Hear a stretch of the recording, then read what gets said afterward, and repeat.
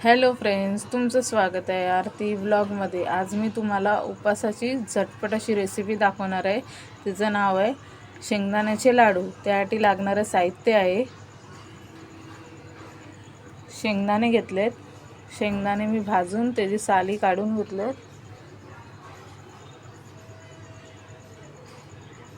त्यानंतर मी खोबरं घेतलं 1 वाटी, इलायची पावडर घेतली आणि गूळ घेतलाय। गूळ किसून घेतलाय मी बारीक। आता हे शेंगदाण्याचं मिश्रण मी मिक्सरला लावून घेतलेलं आहे। आता आपण ही परातीत काढूया। एकदम बारीक पण नाही आणि एकदम जाड पण नाही ठेवायचं, मीडियम असं मिक्सरला लावून घ्यायचं शेंगदाणे। आता आपण ह्याच्यामध्ये खोबरं ॲड करूया। खोबरं मी जास्ती नाही घेतलंय, मी 1 वाटी फक्त खोबरं घेतलंय। त्याला चांगलं भाजून घेतलंय। आता ते मिक्स करून घेऊया। आता आपण इलायची पावडर टाकूया। इलायची पावडरमध्ये मी थोडीशी साखर टाकून त्याला बारीक केलं म्हणून ती व्हाईट दिसते। इलायची पावडर भरपूर टाकायची। तुम्हाला आवडत असेल तर तुम्ही जास्ती टाकू शकता, नाही आवडत असेल तर नाही टाकली तरी चालेल। आता हे मिक्स करून घेतलंय। आता आपण ह्याच्यामध्ये गूळ टाकून घेऊया।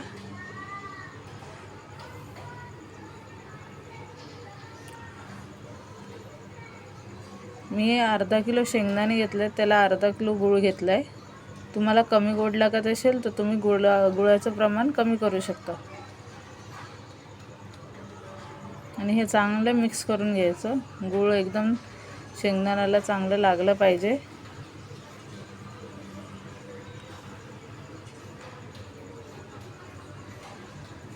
व्यवस्थित मिक्स करून घेते मी।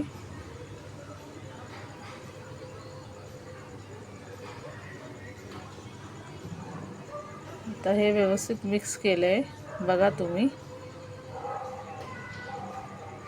हे व्यवस्थित मिक्स झालंय। आता आपण हे जे लाडू करून घेऊया।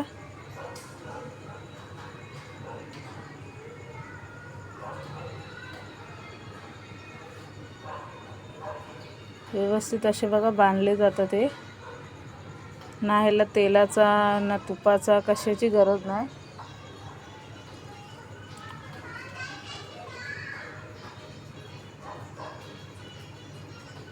आता हे पण करून घेऊया सगळे।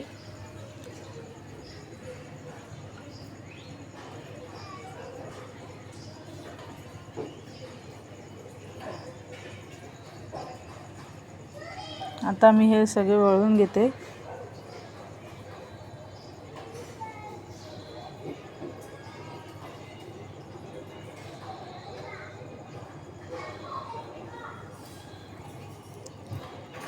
आता हे सगळे करून घेऊया व्यवस्थित असे।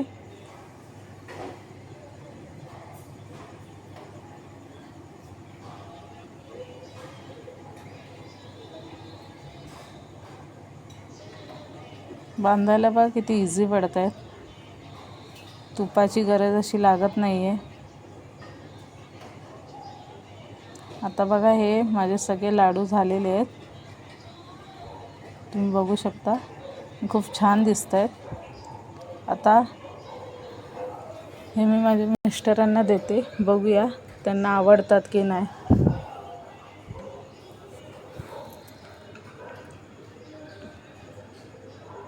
चला मग आता मी घेऊन चालली आहे, बघूया काय बोलतायत।